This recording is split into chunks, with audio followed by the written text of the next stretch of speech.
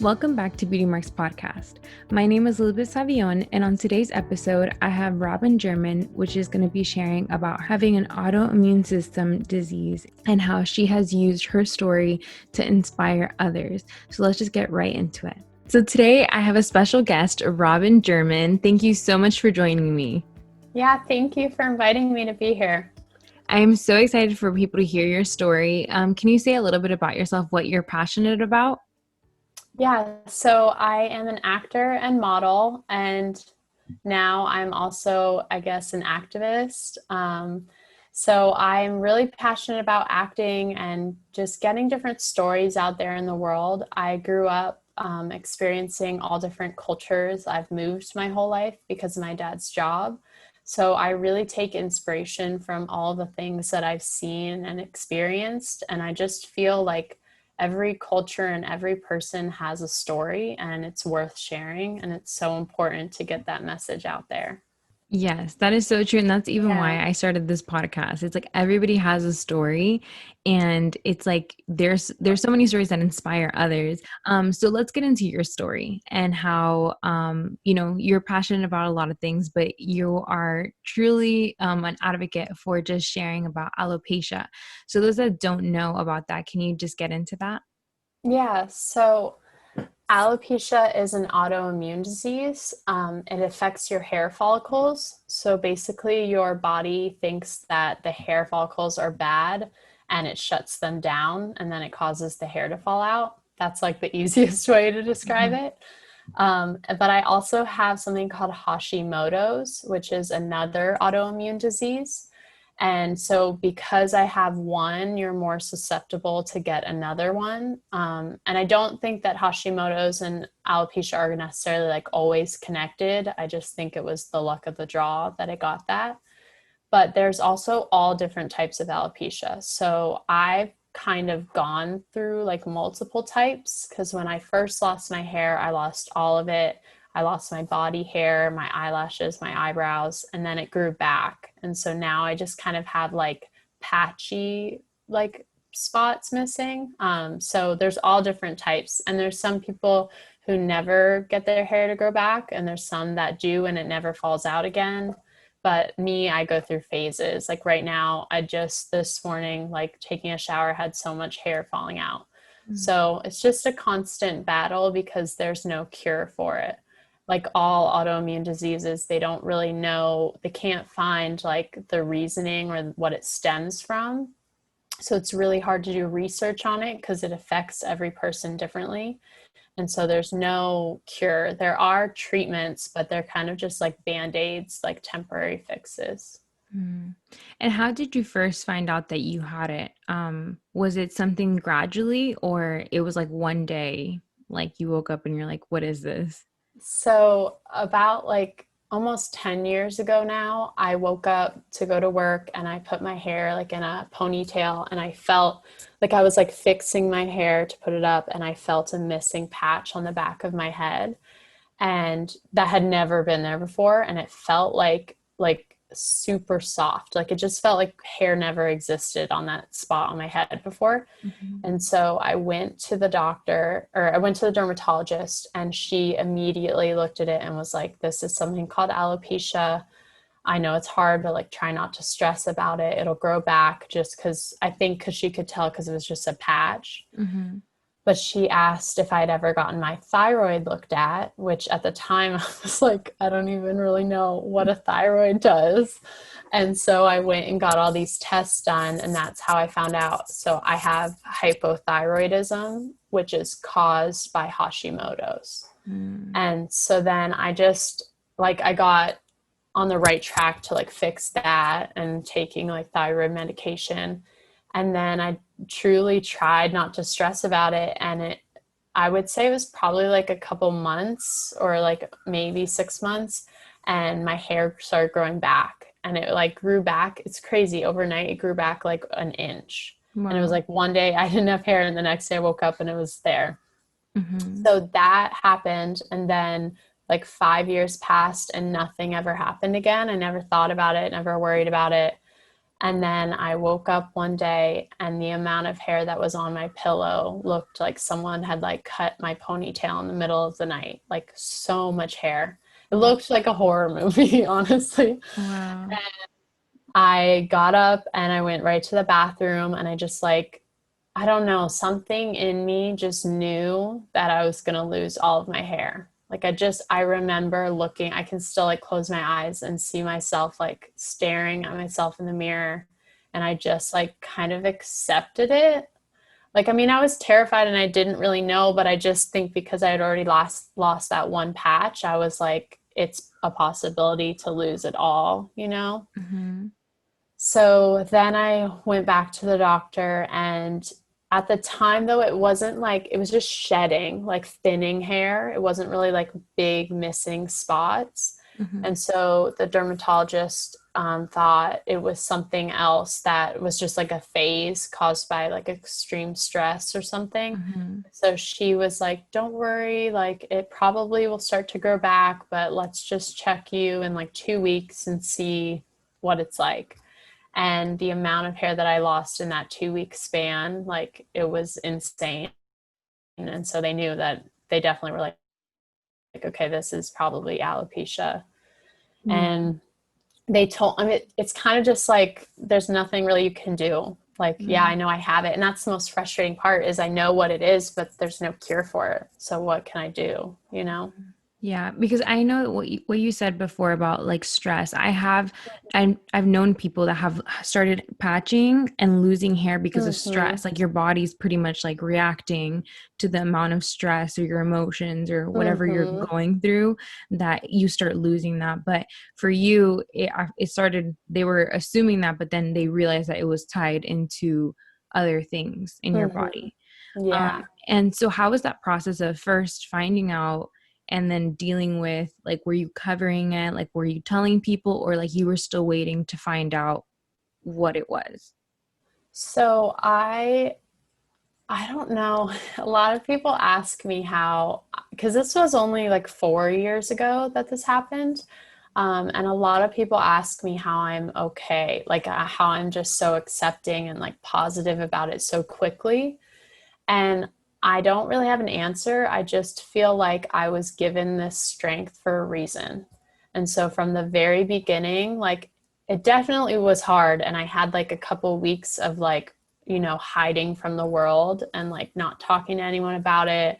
Just like almost like 2 weeks of like being in a depressive state. Hmm. And then I woke up one day and I was just like, I can't change this and life is too short. Like I should do something with this. Like I am meant to share my story and inspire others. And so that's why I feel like I've been okay with it from the start. Hmm. But I've always been open about it. I've shared it with my family and my friends. At work, I share it with people who ask me because I wear wigs and head wraps. So a lot of people will ask me about my head wrap. And I just straight up say, like, oh, yeah, I wear these because I wear wigs and I have alopecia. And I don't know, I've just always been open about it. I Hmm. just feel like it's such a burden and such a weight on your shoulders to keep that inside and not share it with anybody. And I think a lot of women are scared to, or men too, are scared to be open about their story. But I have found being open has always come back to me tenfold. It's always shown me value and rewarded me for doing that. Hmm. Yeah, because you also see how other people have been able to, like, you can inspire others to know that they're not Mm-hmm. alone in that walk. Now I know you have a community of people that you talk to, and you also follow people that are going through what you're going through so that you Yeah. can relate and be like, wow, I woke up this morning and I was feeling the exact same way, compared to Mm-hmm. if you didn't, like, you're kind of hiding and you're kind of like in your own bubble. It kind of makes Yeah. it makes you feel alone. It makes you feel like, am I the Mm-hmm. only one experiencing this? Like, this is, miserable, or whatever that might be. Yeah, um because when it first happened, like I didn't really know. I don't know anyone personally now. I mean, besides like that community, I don't know. I didn't know anyone that had alopecia. And so I did feel really alone. And like, yeah, people can relate. And I feel like, another woman with their hair can understand what it would be like to lose it and not have it, but they don't really get it. And Mhm. so there were so many times where I just desperately wished there was someone, like a blog that I could find, or someone's Instagram that I could find that talked about it and that I could relate to, and I couldn't at that time. And so that's what really inspired me to kind of put my story out there, because I want people to know that we're not alone. And there is it just like dawned on me one day to use search the hashtag like alopecia or hair loss. And then that opened up a whole new world. Mhm. Have you been supported in every way throughout your journey, or has there been people that kind of haven't, fully like have like don't know what to say to you in that? Like, Mhm. how has that been? I've definitely have been supported. I have a huge support system with my boyfriend and my family and everything, and my friends. Um, and I feel like if they could have it their way, like my boyfriend, I've been so supported by him because he would just want my head to be shaved. Like he doesn't care about it. Like he Mhm. sees me for who I am and that I'm more than my hair. Mhm. But I have found like I have some friends that, I've told them that I want to maybe shave my head and just like, take charge of it. And they're like, oh my God, no, like you've spent so long trying to grow all this hair and like you do have a lot. Like, why would you do that? And Mhm. it's just like, they're right. That's kind of why I have been hesitant to shave it. But I'm also just like, yeah, but it's such a struggle every day. Even though I have hair, I don't have a full head of hair. So it's something that I deal with every day. Mhm. And I think the hardest thing is that I do get looks from, it's almost like a pity look, because people associate hair loss with cancer, Mhm. going through chemotherapy, because that's really the only time that we've seen hair loss in the world Yeah. and or been exposed to it, I feel like. And so I get like, if I wear a head wrap, or like when I didn't have hair at first and I'd wear like just a hat or something, um, the looks like walking through stores and stuff, just the looks from people of like pitiful, like sadness. And Mhm. I just want to be like, I want to wear a shirt that says like, I'm okay. Like, don't worry. You can say hi to me and Mhm. just Yeah. treat me normal. And then I do have people, I'm a bartender Mm. outside of acting and stuff. So I have people all the time that just straight up ask me if I have cancer.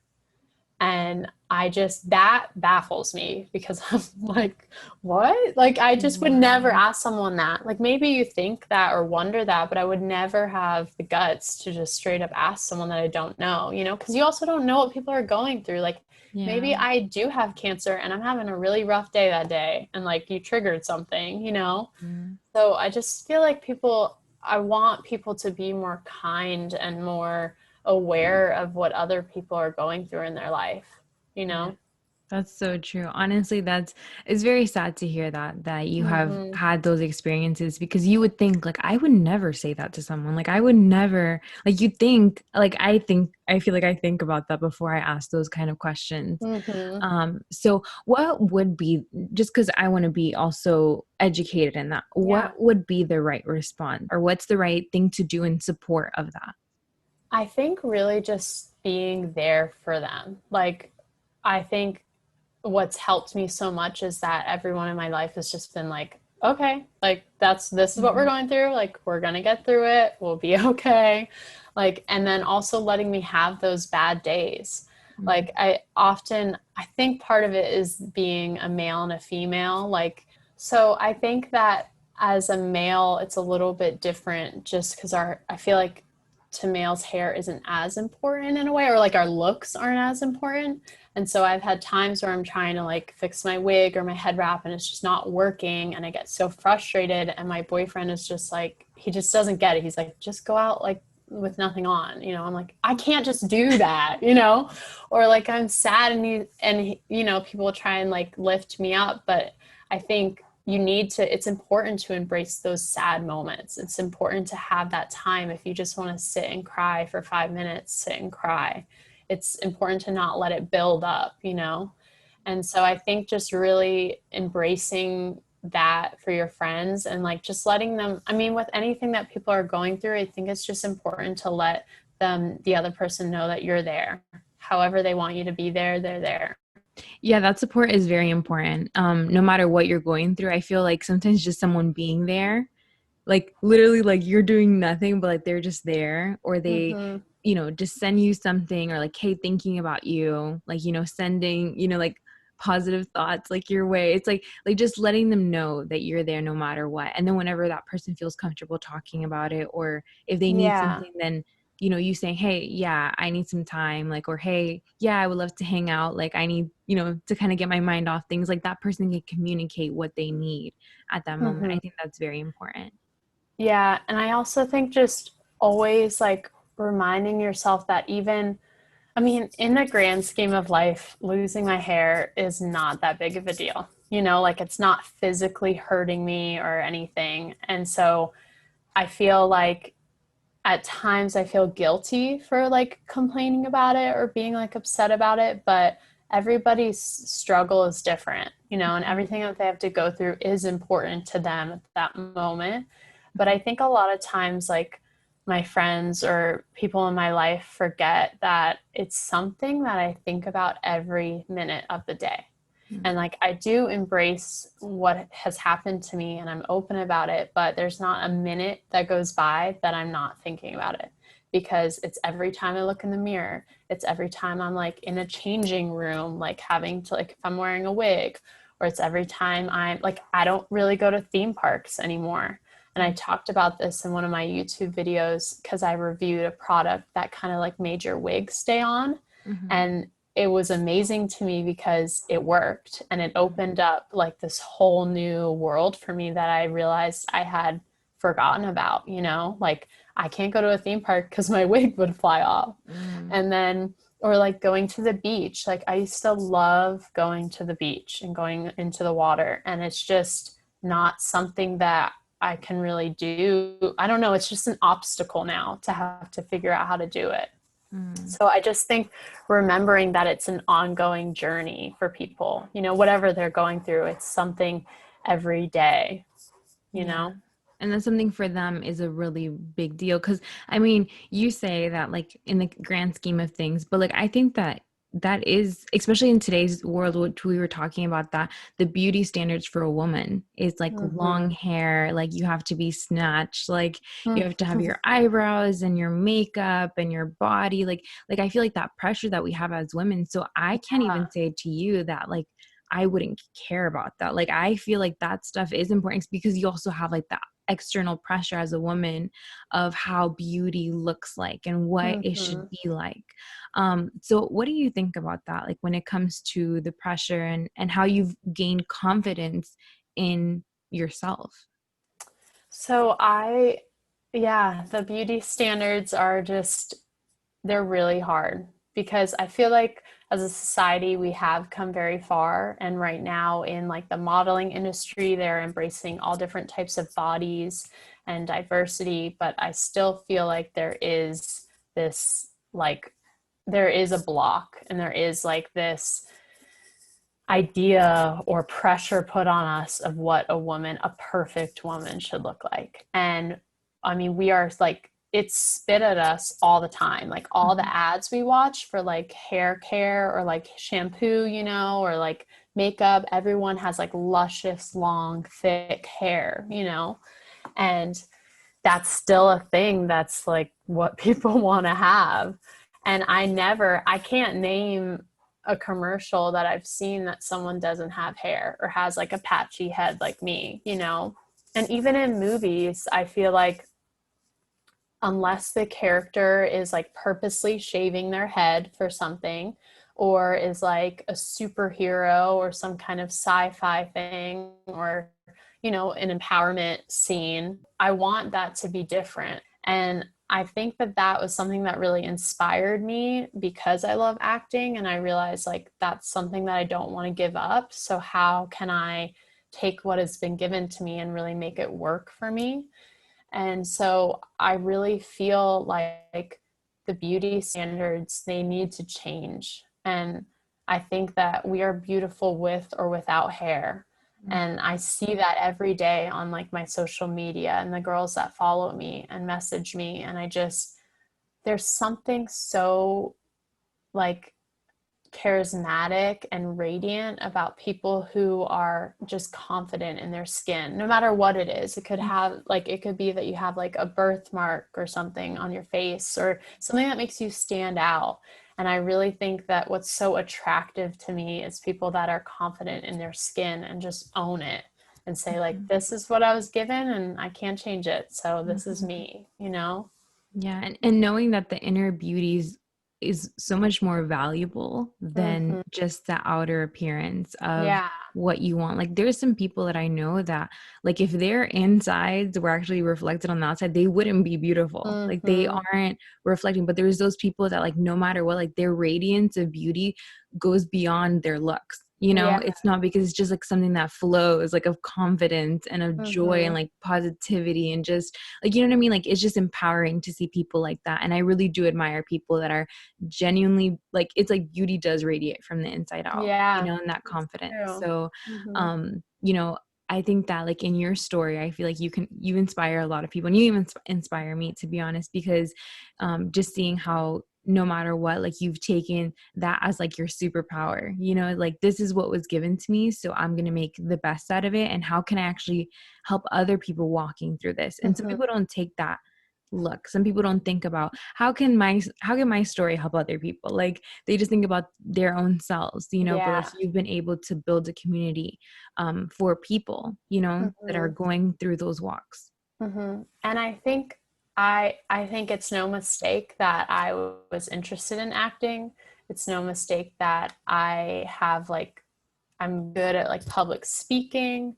I think it's no mistake that I have this confidence. I feel like it was almost like divine intervention that this happened to me and I was given this for a reason. And I feel like if I can, I want to obviously inspire other people that have alopecia to live their life how they want to, but also the messages that I get from people that don't have alopecia that are still inspired by me and like still tell me, hey, like I was having a bad day and your post like turned my day around. Like, thank you so much. Like, that is worth it to me. That I will always, always be vulnerable and open just because I know that like I can affect one person.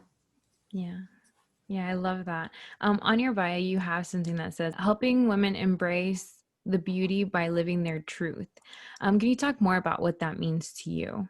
Yeah, I think it just ties in like everything about beauty standards and this pressure that is put on us of who we should be and we should always be perfect. But I think that what's just so amazing about humans is our layers and how we aren't just like one type of thing or one way. Like we are all different. Like I have so many layers a part of me, you know? Mhm.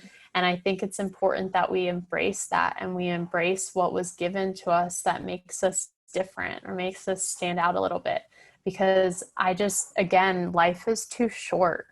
And I think that we're meant to live it to the extreme and meant to really embrace everything that was given to us. And it does inspire other people.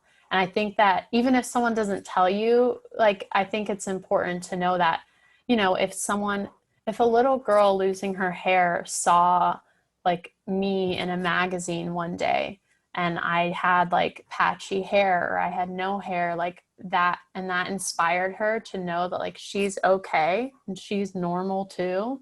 Like that is worth it to me. And that's what I want to get across to the world. Yeah, I love that. Honestly, you are inspiring to so many people. And what's one last thing that you want to leave with people that you want to share about their story, embracing their truth? Like, what do you want to leave? I just want to remind people that it's okay to not be okay and it's okay to feel alone. I often refer to my journey as a journey through self discovery instead of like to self discovery because we're ever changing. and every day is a different thing. And it's okay if you're not, like, it's okay if you follow me and you have not shared with anyone in your life that you have alopecia. And it's okay if you've shared it with 100 people. Like, just know that, like, every step you're taking is important and it's towards the end goal. And so if that's like a little, 5 minutes every day where you like take a picture of yourself and document like what you look like without a wig, or if it's like 5 minutes every day where you meditate and take that like self-care time, or where you spend time like looking at other people on social media or watching like their YouTube videos, just anything to help you get through that and know that you're not alone, because we're not.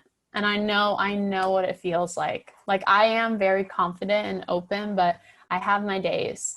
And like I said, every day it's something I think about, but I just don't let it get me down in the grand, like in the larger overall thing. I don't let it get me down because life is too short and we only have one life that I know of. So Live it to the fullest. No, mm-hmm. yeah. I love that. So thank you so much, Robyn. Where can people connect with you online? So you can find me on Instagram. It's just Robyn Germyn. It's spelled ROBYNGERMYN.